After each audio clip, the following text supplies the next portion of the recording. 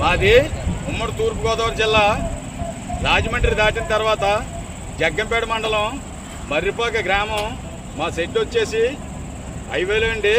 Venkateswara dairy farm. ఎప్పుడు కూడా 365 రోజులు కూడా నెంబర్ 1 క్వాలిటీ గల ప్యూర్ ముర్రా గేదెలు ఉంటాయండి. మన కల్లూరు మండలం నారాయణపురం నుంచి వచ్చారండి.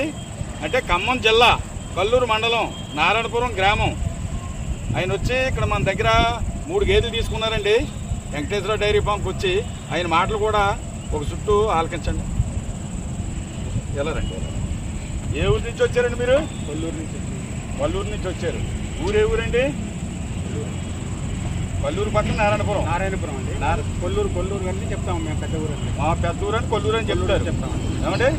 ఎవరి దగ్గరికి వచ్చారు? వెంకటేశ్వర డైరీ ఫామ్కి వచ్చామండి. అక్కడ ఇంతకుముందు కూడా మాకు ఇక్కడ తీసుకున్నాం కాబట్టి మేము ఆయన మనిషి మీద నమ్మకంతో మేము ఇక్కడికి వచ్చాము. మాకేంటంటే గేదెలు మంచిగా ఇచ్చాడు, పాలు కూడా మంచిగా ఇచ్చాడు, మాకు సౌలభ్యం కూడా మంచిగా మాకు భోజనం పెట్టాడు, ఒక రూమ్ ఇచ్చాడు.